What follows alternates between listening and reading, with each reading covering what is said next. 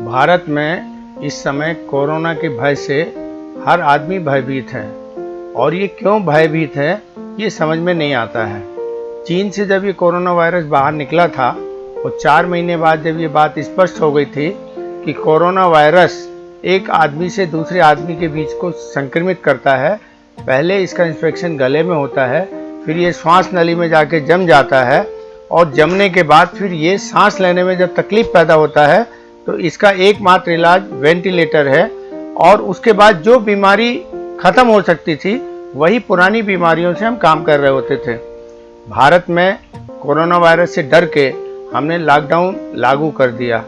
Lockdown जिस तरीके से लागू किया गया, मेरी नज़र में वो सबसे बड़ी गलती थी कि हमने आम जनता को कोरोना वायरस के संक्रमण से रोकने और बचाव के जो प्रयास थे, यदि हम उनके बारे में समय रहते उनको बता देते और 2 दिन 3 दिन का हम समय दे देते कि सब लोग अपनी अपनी व्यवस्था कर लें और हम लॉकडाउन जाएंगे, लोकल फिजिकल डिस्टेंसिंग रखेंगे और इस रोग से बचने के लिए फिजिकल डिस्टेंसिंग जरूरी है।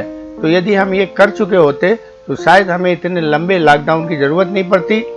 आज इस लॉकडाउन के कारण करोड़ों लोग, खासतौर से वो करोड़ों कामगार जो विभिन्न राज्यों में फैले हुए थे, आज अपने घरों में वापस आने के लिए विवश हो रहे हैं, क्योंकि ना तो उन्हें वहाँ हम खाना दे पाए, ना उनके रहने की व्यवस्था कर पाए, ना हम उनके बीच में फिजिकल डिस्टेंसिंग बना पाए, जिसके कारण लोग हजारों किलोमीटर पैदल चल के, कहीं ट्रकों के माध्यम से, कहीं कैसे भी माध्यम से आने की कोशिश कर रहे हैं। और हमने कोरोना का जो भय था वो इस तरीके से फैला दिया कि आज हर आदमी, चाहे वो बड़ा हो, छोटा हो, मध्यम वर्ग का हो, बड़े कारपोरेट लोग हों, सब लोग इस कोरोना वायरस के भय से भयभीत हैं।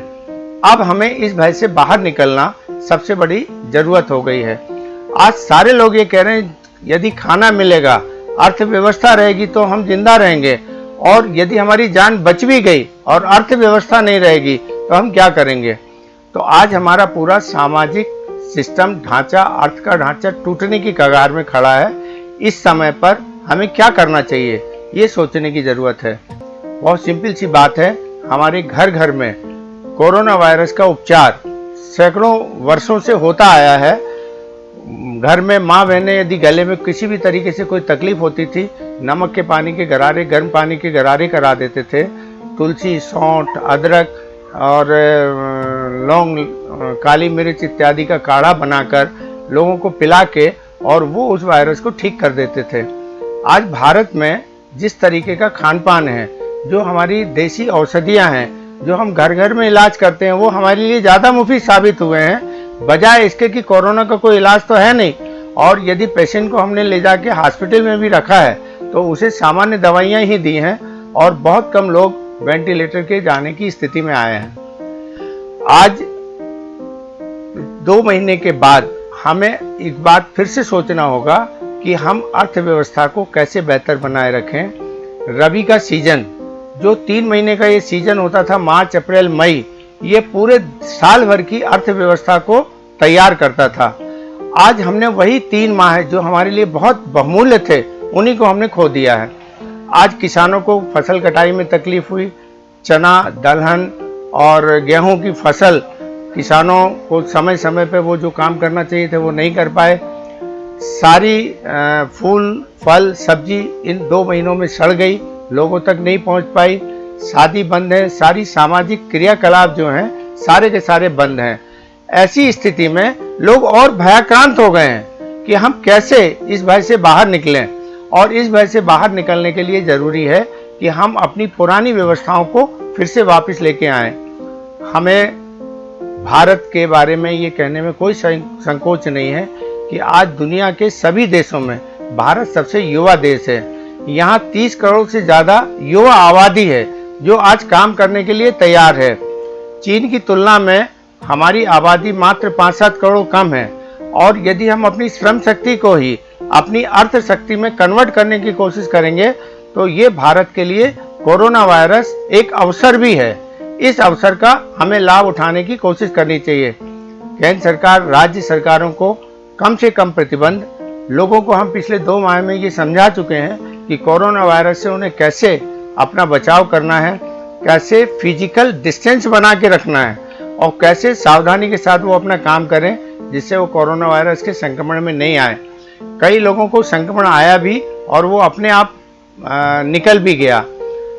मुश्किल से देश में सैकड़ों ऐसे लोग हैं जो वेंटिलेटर तक गए, अन्यथा वो बाहरी के बाहर दवाइयाँ, जो नॉर्मल दवाइयाँ होती थी अन्य बीमारियों की, उसी से ठीक होकर बाहर आ गए। तो आज सबसे बड़ी ज़रूरत है एक तो कोरोना वायरस के डर से हम बाहर निकलें, हम अपनी अर्थव्यवस्था और जो रोज़मर्रा के काम हैं हम उस पर फिर से वापस जाएं। हम यदि वैसे ही वापस अपनी सारी गतिविधियों को शुरू कर देते हैं तो एक तो कोरोना का डर हम सबके मन से दूर करने में मदद मिलेगी। दूसरी, हमारी अर्थव्यवस्था सब चेन सिस्टम से जुड़ी हुई है। यहाँ कहने में कोई दिक्कत नहीं कि जैसे कोरोना वायरस की चेन बनती है वैसे ही हमारी सामाजिक व्यवस्था की चेन बनती है। किसान खेतों में काम करता है, फसल आती है, वो फसल प्रोसेसिंग में जाती है, फल फूल सब्जी, और ये जो ग्रामीण अंचलों से जो उत्पादन होता है उसी से पूरे देश की अर्थव्यवस्था निर्मित होती है। हमको अब ये बहुत ज़रूरी हो गया है कि हम अपनी श्रम शक्ति को फिर से काम पे लगाएं। और काम पे लगाते समय आज हमारे सामने एक प्रश्न और है कि जब चीन से सारे लोग बाहर निकलना चाहते हैं और भारत में भी श्रम शक्ति वही है जो चीन के पास है, तो आज हम अपनी श्रम शक्ति को यदि सही तरीके से अर्थव्यवस्था की ओर मोड़ दें तो हम चीन का मुकाबला बहुत अच्छे से कर सकते हैं। हम भारत को ऐसी अर्थव्यवस्था बना सकते हैं जो दुनिया के महत्वपूर्ण देशों में, विकसित देशों की श्रेणी में ले जाने में संभव हो।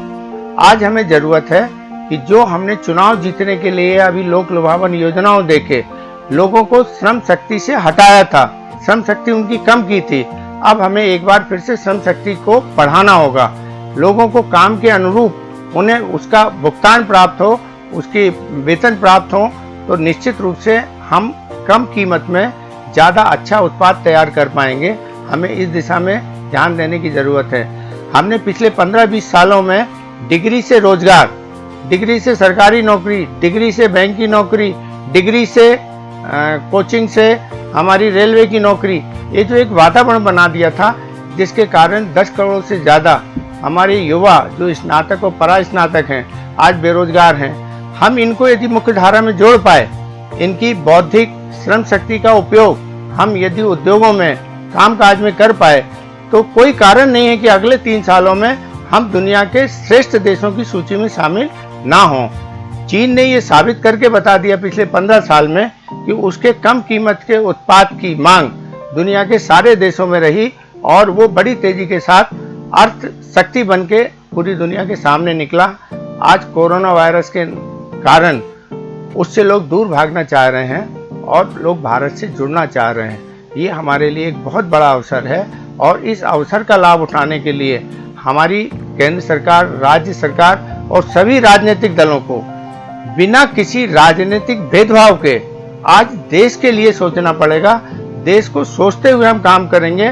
कोरोना के भय से बाहर निकाल के लोगों को फिर से एक अच्छी दृष्टि के साथ आगे बढ़ने को यदि उन्हें आगे ले जाएंगे तो आज ये देश के लिए बहुत बड़ा अवसर है और इस अवसर का लाभ उठाना चाहिए।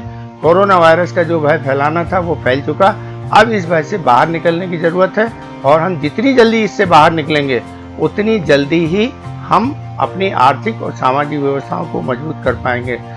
एक बात हमें ध्यान रखना होगी, भूख से बड़ा कोई भय नहीं होता है। जब आदमी का पेट भरा होता है तभी उसे मौत से डर लगता है। आज कोरोना वायरस के कारण लोग भूख से बेहाल हैं और ये आबादी भी कोई बहुत कम नहीं है, बहुत बड़ी आबादी, करोड़ों मजदूर आज देश के विभिन्न राज्यों से भूख से परेशान हैं। उनका आत्मसम्मान खत्म हो गया है, वो अपने आप को भिखारी की तरह देख रहे हैं। ये इससे इन्हें बाहर निकाल के हमें लाना होगा और जब इनकी भूख शांत होगी तभी सारी चीज़ें उसके बाद नियंत्रित हो पाएंगी।